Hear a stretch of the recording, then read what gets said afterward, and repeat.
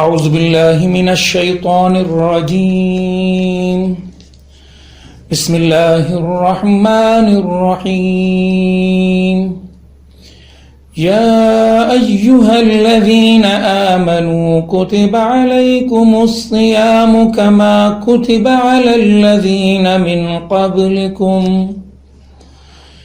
كما كتب على الذين من قبلكم لعلكم تتقون صدق الله مولانا العظيم وصدق رسوله النبي الكريم ونحن على ذلك من الشاهدين والشاكرين والحمد لله رب العالمين۔ سورہ بقرہ کی آیت نمبر 183 ہے۔ اللہ رب العالمین نے اس سورہ مبارکہ کے ان آیات کے اندر روزوں کی فرضیت کے احکامات جاری فرمائے ہیں۔ مختلف مفسرین نے اس آیت کی تفسیر میں مختلف قسم کی باتیں کی ہیں۔ ڈاکٹر اسرار احمد صاحب نے اپنی تفسیر بیان القرآن میں لکھا ہے کہ نبی اکرم صلی اللہ علیہ وسلم جب مکے میں تھے تو اس وقت روزوں کا ذکر قرآن پاک کی آیات میں نہیں آتا، اور جو ہی نبی اکرم صلی اللہ علیہ وسلم مدینے میں آئے ہیں تو مدینے کے اندر یہ روزوں کی فرضیت ہوئی ہے۔ روح القرآن میں ڈاکٹر اسلم صدیقی صاحب بیان فرماتے ہیں کہ اللہ تبارک و تعالیٰ نے اس سورہ مبارکہ کی اس آیت کے اندر یا ایھا الذین آمنوا کہہ کر صرف اور صرف اہل ایمان سے مخاطب، اہل ایمان سے مخاطب ہونا کیوں چاہا رب کائنات نے؟ اس لیے کہ اللہ تبارک و تعالیٰ اب جو احکامات دے رہا ہے ان احکامات کی جو ذمہ داری ہے وہ ذمہ داری اہل ایمان پر ہی ہے۔ جس نے ایمان ہی قبول نہیں کیا اس سے تو ان احکامات کے بارے میں باز پرس ہو ہی نہیں سکتی۔ اس سے اگر کوئی باز پرس ہوگی تو اس باز پرس اس بات پر ہوگی کہ تم نے اسلام قبول کیوں نہیں کیا؟ اللہ تبارک و تعالیٰ کے اتنے سارے احسانات کے باوجود، اتنے سارے انعامات کے باوجود، عقل کے باوجود، فہم کے باوجود، شعور کے باوجود اسلام قبول کیوں نہیں کیا؟ تو ابتدائی بات کرنے کے بعد پھر یہ فرمایا جاتا ہے کہ یا ایھا الذین آمنوا کتب علیکم الصیام، فرض کیے گئے ہیں تمہارے اوپر روزے۔ عربی زبان کے اندر صوم کا لفظ قرآن پاک میں استعمال ہوا تو قرآن پاک میں جن معنوں میں استعمال ہوا وہ معنی تو یہ ہے کہ تمہیں رک جانا ہے، رک جانے کے معنی میں ہوا، ترک کر دینے کی معنی میں ہوا۔ لیکن مفسرین نے عربی زبان کے وہ الفاظ جو اسلام سے پہلے بھی مختلف معناؤں میں استعمال ہوتے تھے لیکن بعد میں قرآن میں قرآنی عبادات اور صلاح کے لیے استعمال ہوئے تو ان کی تفصیلات بھی بیان فرما دی ہیں۔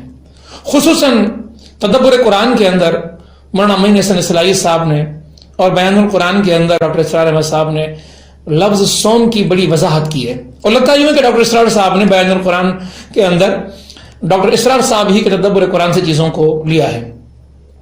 اور ڈاکٹر اسرار احمد صاحب اپنی تفسیر کے اندر یہ لکھتے ہیں کہ انہوں نے مولانا فرائض صاحب سے یہ باتیں لی ہیں، اور مولانا فرائض صاحب کی بھی کتاب اصول شرائع میں مولانا فرائض صاحب یہ لکھتے ہیں کہ قدیم عرب کے لوگ یہی لفظ صوم جسے صائم بنتا ہے، یہ صائم کا لفظ گھوڑوں کے لیے استعمال ہوتا تھا۔ قدیم عرب کے لوگ یہ لفظ گھوڑوں کے لیے استعمال کرتے تھے، خود تو روزے رکھتے نہیں تھے لیکن گھوڑوں کو روزے رکھوایا کرتے تھے۔ یہ ایک الگ بحث ہے کہ قدیم عرب کے مشرکین روزہ رکھا کرتے تھے یا نہیں رکھا کرتے تھے، لیکن وہ چونکہ خود روزوں کے خوگر نہیں تھے یا عبادات کے طور پر ایک مسلسل عبادت کی صورت میں ان کے پاس روزے موجود نہیں تھے تو گھوڑوں کو روزے کس طرح رکھوایا کرتے تھے، اس کے حوالے سے ہمیں عرب کے حالات کو دیکھنا پڑے گا۔ عرب کی سرزمین ریتیلی سرزمین، ریگستان وہاں پر موجود، گرم، اس ماحول کے اندر آبادیاں ایک دوسرے سے بہت دور دور، کیونکہ اگر ایک جگہ پانی کا کنواں نکل آیا تو دوسرے پانی کا کنواں بہت ہی دور جا کر کہیں نظر آئے تو مل جائے تو ٹھیک ہے، کوسوں دور علاقے ہوتے تھے جہاں پر انسانوں کی آبادیاں ہوا کرتی تھیں۔ پھر جہالت بھی ان کے اندر بہت زیادہ تھی، حمیت بھی بہت زیادہ، غیرت بھی بہت زیادہ، تو چھوٹی چھوٹی بات کے اندر ان کے اندر جھگڑے ہوا کرتے تھے، لڑائیاں ہوا کرتی تھی، جنگیں ہوا کرتی تھیں۔ مولانا علی نے لکھا ہے کبھی گھوڑا آگے بڑھانے پہ جھگڑا، کبھی پانی پینے پلانے پہ جھگڑا، تو یہ جھگڑے ذرا ذرا سی باتوں پر ان کے اندر ہوا کرتے تھے۔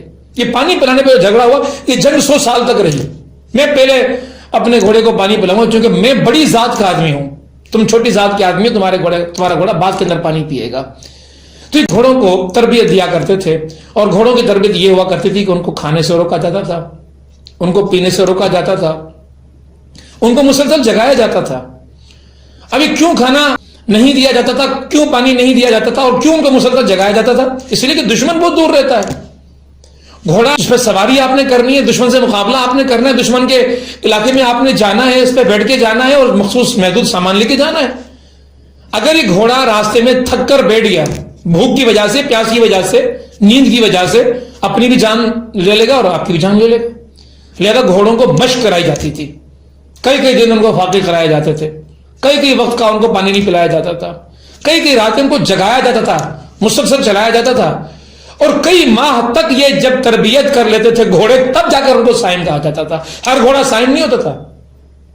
اب یہاں پر ایک پہلو آتا ہے کہ قدیم عرب کے لوگ یہ جو گھوڑا تیار کر رہے ہیں، جس کو وہ سائن کا درجہ دیتے ہیں، مقام دیتے ہیں، حیثیت دیتے ہیں، وہ ہر گھوڑا نہیں ہوتا۔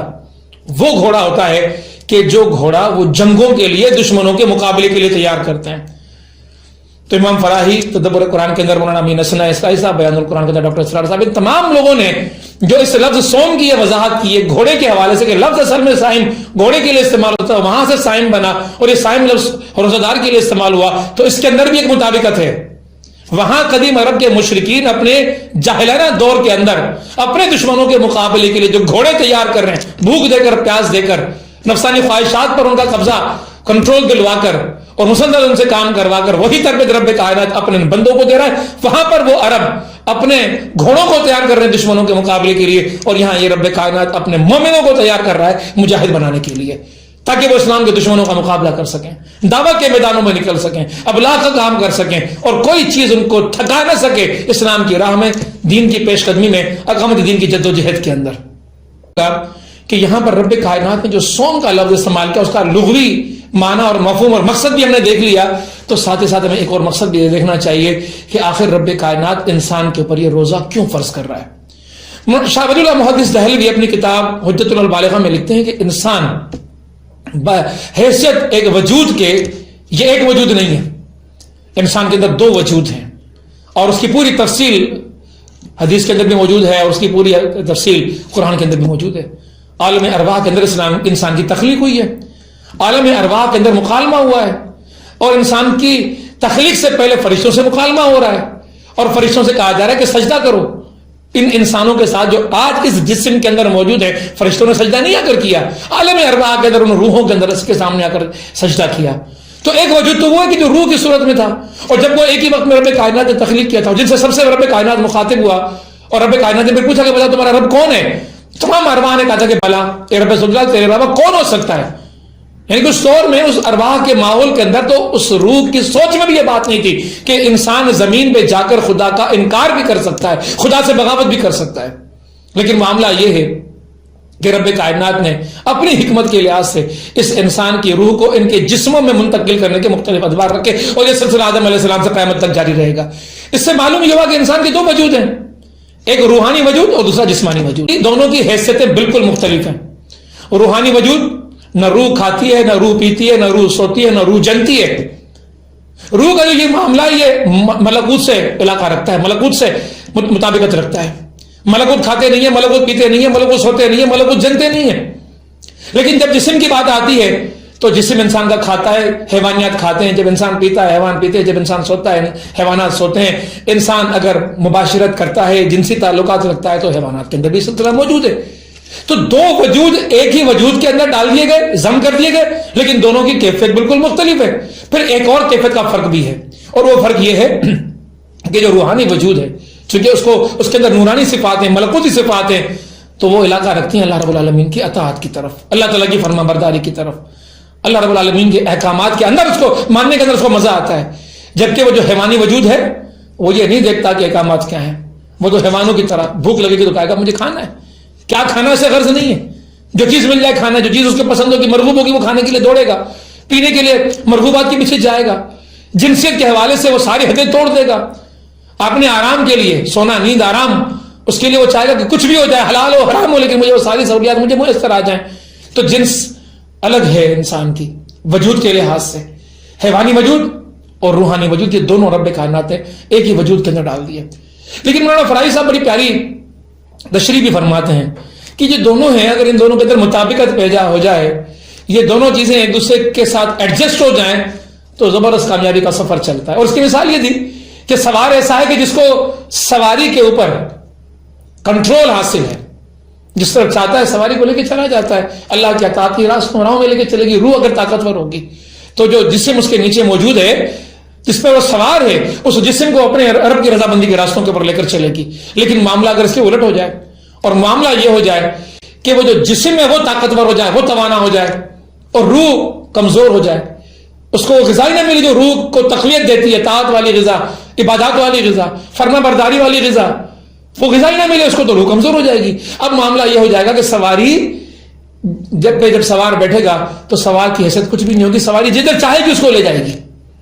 اور یہ معاملہ انسان کے ساتھ اس دنیا کے اندر ہوتا ہے کہ جو انسان اپنے اس جسم کے تقاضوں کو پورا کرنے کے پیچھے لگ جاتے ہیں تو وہاں روحیں کمزور ہو جاتی ہیں, ختم ہو جاتی ہیں, کچھ بھی نہیں کر پاتی, وہ کھینچ کے اس کو اللہ کی اطاعت کے راستوں پر نہیں لے کر آ سکتی.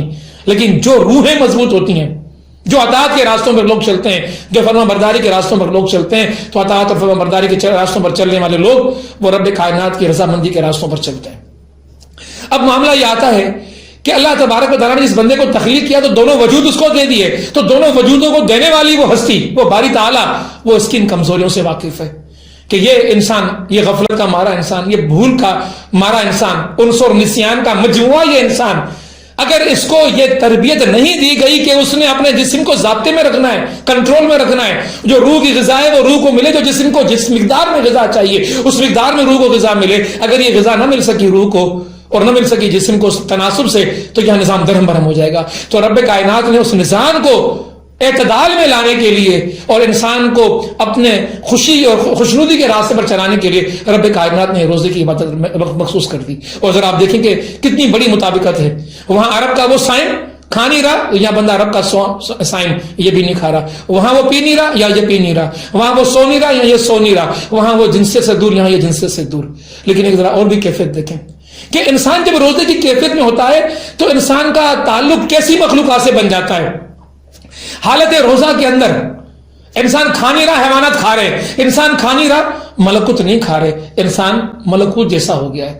حالت روزہ کے اندر حیوانات جنسیت کر رہے, انسانیت باوجود اس کے کہ نکاح کے رشتے کے اندر موجود ہے لیکن اس کے پر نکاح کے اس رشتے کے اندر جنسیت کا وہ عمل حرام ہو چکا ہے, تو لہذا حیوانیات کا یہ معاملہ تو اس سے کٹ گیا. اب اگر اس کا معاملہ کسی مخلوق سے بن رہا ہے, علاقہ کو بن رہا ہے, تو یہ بنتا ہے اس کا نورانی مخلوقات کے ساتھ, ملکوتی مخلوقات کے ساتھ. تو اس روزے کی کیفیت میں یہ انسان اپنے رب کے فرشتوں ملکوت کی صفات کا حامل اور ایک نورانی صفات کا حامل ایک بندہ بن جاتا ہے جس کے لیے رب کے راستوں پر چلنا آسان ہو جاتا ہے. لیکن یہاں پر ایک بڑی اہم بات ہے جو ہمارے ایک بڑے بہترین مربی اور بڑے بہترین مقرر ڈاکٹر مظہر الدین بقائی صاحب کہا کرتے تھے کہ جب یہ پہلو ہم بیان کر رہے ہوتے تو ایک پہلو اور بھی بیان کر دینا چاہیے, اور وہ پہلو یہ ہوتا ہے کہ اگر عرب کے وہ بدو اپنے گھوڑوں کو تربیت دے رہے تھے تو صرف تربیت دینا مقصود نہیں تھی, میدان میں اتارنا بھی مقصود ہوتا تھا. وہ میدانوں کے اندر بھی اتارا کرتے تھے, لڑائیوں میں بھی لے کر جایا کرتے تھے, اور جنگوں میں بھی جایا کرتے تھے, اور مقابلے میں بھی اترا کرتے تھے.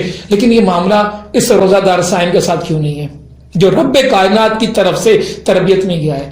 وہ ایک انسان اور ایک بدو کی طرف سے تربیت میں گیا ہے, وہ قدیم عرب کے لوگوں کی طرف سے تربیت میں گیا ہے. وہ تو اس سے اپنا کام لے رہے ہیں, لیکن رب کائنات اپنے بندے سے کام لینا چاہ رہا ہے کہ جس کو پھر رب کائنات نے نہ صرف تربیت دی, عقل بھی دی اور شعور بھی دیا, اور کہا کہ مقصد بھی تمہارے سامنے, تربیت بھی تمہارے سامنے رکھ دی ہے, اب تربیت سے گزرو.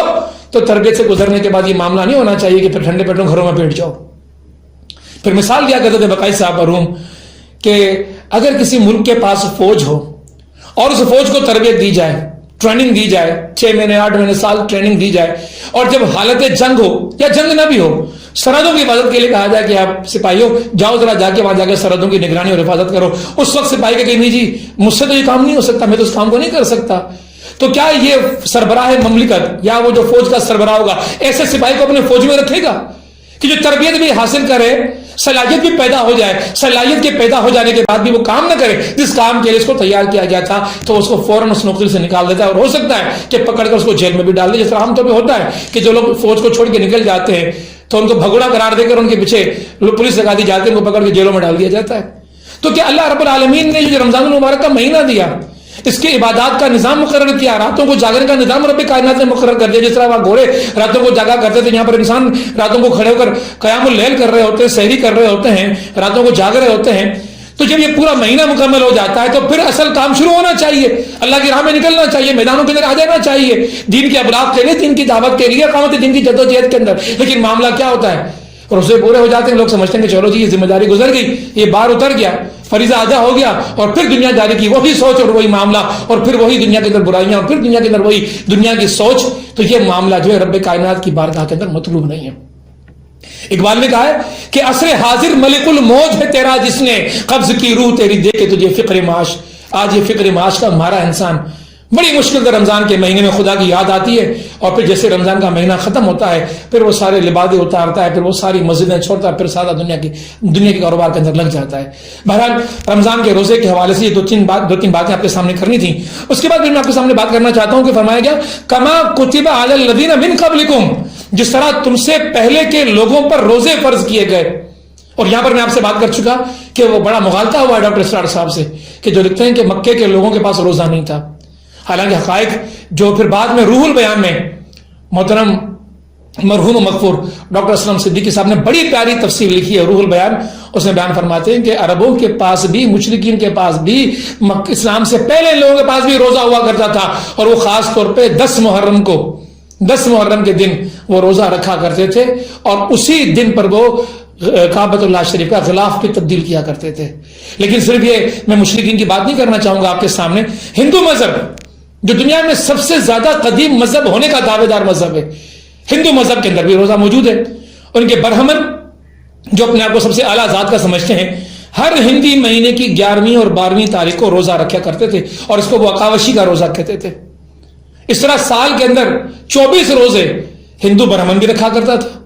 اور ان کا ایک اور جو مہینہ آتا ہے کالک کا مہینہ، کانک کا مہینہ، اس مہینے کے میں بھی 2 شنبے کے وہ روزہ رکھا کرتے تھے. تو اس طرح روزہ ہندوؤں کے اندر بھی موجود ہے. جین مذہب نے جو روزے کی جو تفصیل دی ہے، اتنا مشکل روزہ کسی اور مذہب کے پاس نہیں ہے. سب سے مشکل روزے کی جو شرائط ہے وہ جین مذہب کے ماننے والوں کے پاس ملتی ہیں. قدیم مصر کی اگر ہم بات کریں تو قدیم مصری لوگ بھی اپنے عقائد کے لحاظ سے اپنے تہواروں کے دنوں پر روزہ رکھا کرتے تھے، تو روزہ ان کے پاس بھی ملتا ہے. روزہ ہندوؤں کے پاس ملا، جین والوں کے پاس ملا، قدیم مصریوں کے پاس ملا، اور یونانیوں کے پاس. ان کے پاس تو معاملہ بالکل عجیب ہے. ان کے مرد روزہ نہیں رکھا کرتے تھے. قدیم یونانیوں کے اندر ان کے پاس سوفریا نام سے جو ان کا مہینہ بنتا ہے، اس کی 3 تاریخ کو ان کی عورتیں روزہ رکھا کرتی تھیں. عورتیں روزہ رکھا کرتی تھیں، لیکن مرد ان کے روزہ نہیں رکھا کرتے تھے. پارسی، ان کے پاس تو یہ محسوس ہوتا ہے کہ پارسیوں میں ان کے پیرووں کے پاس، ماننے والوں کے پاس روزہ ہے نہیں. جبکہ جو ان کے مذہبی پیشوا ہیں ان پیشواؤں کے پاس روزہ ہے، لیکن وہ روزہ مذہبی پیشواؤں کے لحاظ سے اگر روزہ دیکھا جائے تو ایسی کڑی شرائط کے ساتھ کسی اور مذہب کے مذہبی پیشواؤں کے پاس روزہ نہیں ہے. 5 سالہ روزہ اپنی شرائط کے ساتھ یہ پارسیوں کے پاس موجود تھا. یہودیوں کے پاس بھی روزے کا تصور موجود ہے. ان کی الہامی کتابوں کے اندر اس روزے کے تصورات کو پایا گیا ہے، دیکھا گیا ہے، محسوس کیا گیا ہے، معلوم کیا گیا ہے. لیکن معاملہ یہ ہے کہ انہوں نے اس کے اندر بڑی ترامیم کر دی ہیں. ان کے صحیفوں میں یہ بات آتی ہے کہ وہ روزہ رکھا کرتے تھے، لیکن ان کے روزے کی حالتوں میں یہ محسوس ہوتا ہے کہ کچھ تو ان کے علاقائی روزے تھے، کچھ ان کے مقامی قسم کے روزے تھے. تو روزے کا تصور یہودیوں کے پاس بھی موجود تھا. اور جب نبی اکرم صلی اللہ علیہ وسلم ہجرت کر کے مدینہ آئے تو مدینے کے یہودی روزہ رکھا کرتے تھے. تو اللہ کے نبی صلی اللہ علیہ وسلم نے بھی مسلمانوں کو روزہ رکھنے کا حکم دیا. موسیٰ علیہ السلام کے ماننے والوں کے پاس بھی روزے کا تصور موجود تھا، خصوصاً وہ 40 دن جو موسیٰ علیہ السلام نے کوہ طور کا سفر کیا ہے. ان کو بھی ترغیب دی گئی کہ آپ ان 40 دنوں کا روزہ رکھا کریں، لیکن 40واں دن جس دن کے توریت کے وہ 10 احکامات ملے ہیں، اس دن کا روزہ رکھنا ان کے پر فرضیت کے درجے کے اندر داخل تھا. عیسائیوں کے اندر روزہ موجود ہے. عیسائیوں کی تعلیمات میں یہ بات آتی ہے کہ عیسیٰ علیہ السلام نے 40 دن کا روزہ جنگل میں جا کر کیا. عیسائیوں کے پاس بھی روزہ، مشرکین کے پاس بھی روزہ، موسیٰ علیہ السلامی قوم کے پاس روزہ. تو اس روزے کی عبادت کے اس تسلسل کو دیکھتے ہوئے یوں محسوس ہوتا ہے کہ وہ جو الہامی تعلیم دینے والا ہے، یہ گواہیاں ہیں تمام کے تمام مذاہب کے اندر سے، عقائد کے اندر سے. خود مشرکین مکہ کے پاس بھی اگر یہ تعلیم موجود ہے اور ہندوؤں کے پاس بھی تعلیم موجود ہے، تو یہ سارے کے سارے مذاہب اللہ رب العالمین کے حقیقی اپنے اپنے انبیاء کے دور کے صحیح مذاہب کے ماننے والوں کی تعلیمات ہیں، جو بعد میں متروک ہو گئی یا تبدیل ہو گئی یا لوگوں نے ان کا حلیہ بگاڑ کے رکھ دیا. تو معلوم یہ ہوا کہ روزہ ہر دور کے اندر موجود تھا، اور قرآن بھی اسی بات کی گواہی دے رہا ہے کہ یا ایھا الذین آمنوا کتب علیکم الصیام کما کتب علی الذین من قبلکم لعلکم تتقون. یہ جو آخری بات کی جا رہی ہے کہ لعلکم تتقون، اس لیے روزے تم پر فرض کیے گئے کہ تمہارے دلوں کے اندر تقوی پیدا ہو سکے. تمہارے اندر تقویٰ پیدا ہو سکے. یعنی کہ مطلوب جو رب کائنات کی بارگاہ کے اندر کسی مومن سے حالت ہو سکتی ہے، کیفیت ہو سکتی ہے، تو وہ تقویٰ کی ہو سکتی ہے. اور تقویٰ کہاں ہوتا ہے؟ تقویٰ کے بارے میں قرآن پاک کی آیات کے اندر آتا ہے کہ تقویٰ کا مقام دل ہے. اور ابھی نبی اکرم صلی اللہ علیہ وسلم کی حدیث میں بھی آتا ہے کہ تقویٰ ہاں ہونا فرمایا رب کائنات نے کہ دل ہے وہ تقویٰ کی جگہ. یہاں رب کائنات کا خوف. حضرت عمر فاروق رضی اللہ تعالیٰ عنہ نے کسی صحابی سے پوچھا کہ تقویٰ کیا ہوتا ہے؟ تو کیا جواب ملا؟ کبھی کسی جھاڑی دار کانٹے دار جنگل سے علاقے سے گزر ہوا؟ کہا یہاں ہوا. کیسے گزر ہوا؟ اپنے کپڑوں کو جھاڑتے ہوئے، بچاتے ہوئے کہ کہیں کانٹا چبھ نہ جائے، جسم کو بچاتے ہوئے اس راہ سے گزرنا. کہا کہ یہی تو تقویٰ ہے کہ اس دنیا کی زندگی سے اس طرح گزرو کہ جو دنیا کی آزمائشیں ہیں، دنیا کے مصائب ہیں، دنیا کی مصیبتیں، دنیا کی تکلیفیں، جو دنیا اپنی طرف بندے کو راغب کرتی ہے، کھینچتی ہے، بندہ ان چیزوں سے بچ سکے. اور یہ بچنے کی جو تربیت دینے والا رب کائنات نے فلم میں رکھا ہوا ہے، طریقہ کار رکھا ہوا ہے، وہ رکھا ہوا ہے رب کائنات نے روزے کی کیفیت کے اندر کہ جو روزہ رکھے گا اس کے لیے بڑا آسان ہو جائے گا. ایک سادہ سی مثال دینا چاہوں گا کہ ہم دنیا کے اندر یہ کہتے ہیں کہ ہم بیمار اگر ہو گئے تو پرہیز کرو. اور تقویٰ کی معنی بھی پرہیزگاری کی گئی ہمارے اپنے عام زبانوں کے اندر، چاہے سندھی زبان ہو چاہے اردو زبان ہو. اور جب ڈاکٹر کے پاس کوئی مریض آتا ہے تو دوائیاں لکھوانے کے بعد، اپنے آپ کو پیش کرنے کے بعد، مریض پر آخری سوال یہ کرتا ہے کہ ڈاکٹر صاحب بتائیں پرہیز کیا ہوگی. پھر ڈاکٹر صاحب پرہیز میں بتا رہے ہو تمہیں یہ نہیں کھانا، تمہیں یہ نہیں کھانا، تمہیں یہ نہیں پینا، تمہیں یہ نہیں پینا. تو پرہیز کے معنی ہوتے چیزوں سے رک جانا. تو ایک مومن معصیت سے رک جاتا، یہ پرہیزگاری ہے. لیکن ممکن کیسے؟ کیونکہ انسان اپنی فطرت کے اندر، جیسے رب کائنات نے خود اس کو یہ نام دیا، انسان لیس للانسان الا ما سعی. رب کائنات نے قرآن پاک میں خود ہمیں یہ نام دیا ہے. اور عربی لغت میں جب اس لفظ کو توڑ کے دکھا دیا تو دو لفظوں سے مل کر بنائے، ایک انس اور دوسرا نسیان. انسیت مانے محبت، لوگ محبت میں گرفتار ہو جاتے ہیں، سب کچھ بھول جاتے ہیں. اور دوسرا نسیان، بھول. یہ بھی رب کائنات نے بندے کی فطرت کے اندر رکھ دی ہے. تو یہ انس اور نسیان کا مجموعہ جو یہ انسان ہے، جو بھول جاتا ہے کہ میں کسی رب کا بندہ بھی ہوں، جو بھول جاتا ہے کہ میں کسی کے احکامات کا تابع بھی ہوں، جو بھول جاتا ہے کہ میں کسی کی فرما برداری میں بھی ہوں، جو بھول جاتا ہے کہ مجھے کسی کی اتباع بھی کرنی ہے، اس کی یاد دہانی کی تربیت کرانے والا اگر کوئی ذریعہ بن سکتا ہے تو پھر وہ روزہ بن سکتا ہے. تو یہ کیسے ممکن تھا؟ جو میرا اصل سوال تھا کہ ایک انسان ہوتے ہوئے اس درجے پر پہنچ جائے کہ وہ معصیت کے کاموں سے بچ جائے. روزے کی جو کیفیات بیان کی گئی، جو معنی بیان کی گئی، جو اس کے اندر مشقت بیان کی گئی، جو گھوڑوں کو دی جا رہی تھی، جو انسانوں کو دی جا رہی ہے، اور پھر وہ جو روح اور جسم والی بات کی گئی کہ جب روح کا غلبہ جسم پر ہو جاتا ہے تو انسان غالب آ جاتا ہے برائیوں کے اوپر.